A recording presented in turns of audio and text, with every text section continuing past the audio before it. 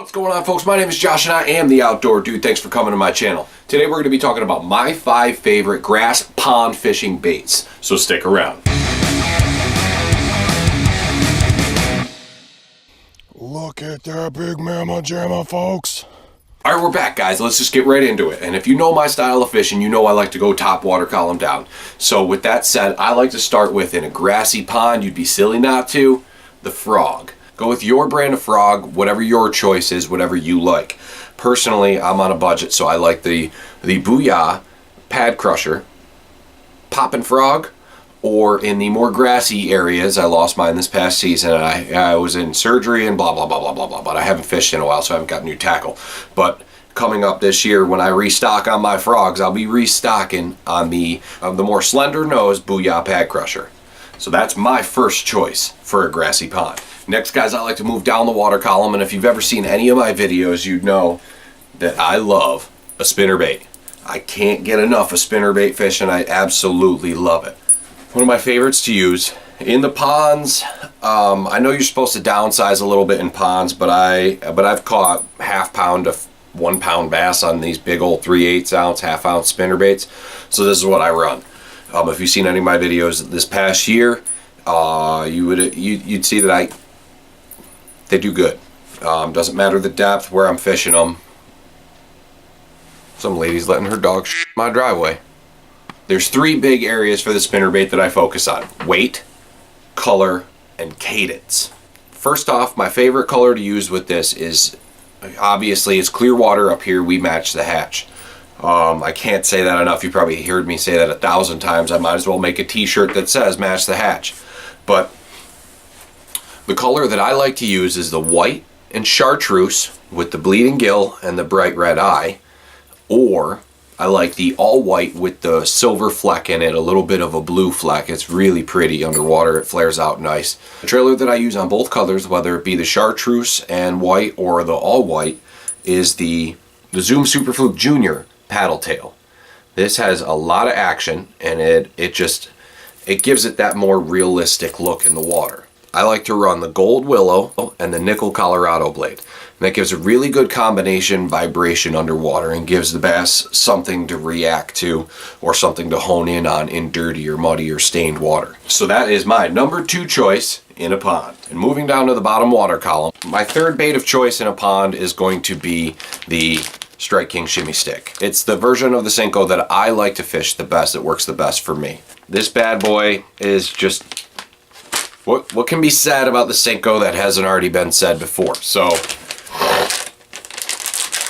that's going to be a quick go over. I like to run it on a 3/0 light wire extra wide gap hook, and I run this most often than not. I run this weightless. Very seldom will I run this Texas rig, but sometimes I will. These things fall slow. It has a distinct wobble, and it drives the bass nuts. Now, number 4, we're on the bottom. Now that we're on the bottom, I like to, if that slow fall wasn't doing it for the fish, and maybe the grass is a little bit thicker and it can't quite punch through, what I like to change up to next is a Texas rig creature bait. And I will run a lizard, and I'll try to, I have different colors that I'll run. There's a darker lizard that I like to run better than this one, but I'm all out. I'm all out of my good baits. It hit the end of the season. I hit surgery, and I wasn't able to start to restock slowly like I do through the off season before spring. A lizard, I'll run a craw Texas rig, or I'll run a little brush hog. And it just depends on what the fish are telling me, what the forage is telling me, and it depends on the conditions, of course. But I run all of these on a light wire, extra wide 3/0 hook. Sometimes I'll run a non-light wire. I'll run a normal gauged hook. But when I'm in a pond, I like to run the light wire hook, because up here in upstate New York, it depends on the pond. But some of the ponds that I've been around fishing, and I'm not catching them bigger than 4 or 5 pounds. Being that we're in the north and we have a slower growth rate, and it's a northern strain bass, they don't get as big or as fast as the Florida or Texas strain bass that some of you folks around the country have. So I like to use the extra light 3/0 wide gap hook. I run those on a 1/4 ounce to a 1/2 ounce of weight in the pond, and bullet sinkers, preferably tungsten. It's smaller. but I like to pin it, and I run that on 30-pound braid. Last but not least, guys, being that we're in a pond, I like to sometimes run smaller stuff. With the spinnerbait is my exception. But when I'm trying to go for the bottom fishing, far down bottom, maybe even pitching and flipping structure, I will run the Missile Jigs Mike Iaconelli finesse jig. And when I want a bigger profile, I will change up the trailer. On this, I run the Yum. It's like a beaver tail type trailer. The little thing there is rubbed off, so I can't quite see what it is or remember what they call it. But if anybody in the comment section knows what that is, let me know. That's the trailer that I have on there right now. You know, really small, like light action, but it's nice. Better for the finesse style presentation.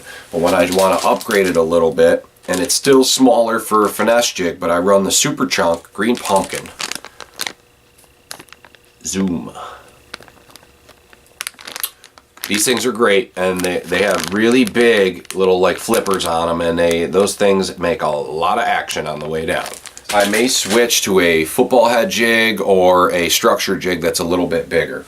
But that's about it, guys. That's my top 5 grass pond baits. If you guys want to see more videos like this, let me know in the comments. If you guys like this video, hit the like button. And if you want to see more like this and more videos like what the rest of the videos on my channel, hit the subscribe button. And definitely hit that little bell in the corner and hit that notification button so you get notified when I post a new video, which will be quite frequently coming up soon. I'm going to be sticking to a schedule. I look forward to it, and I hope you guys do too. As always, guys, thank you so much for watching. Please like, share, and subscribe, and come back for more.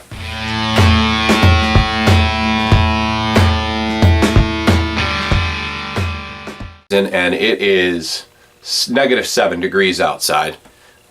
And I know that wind reading wasn't reading, but that's about 10 to 15 mile an hour winds out there. So it's cold.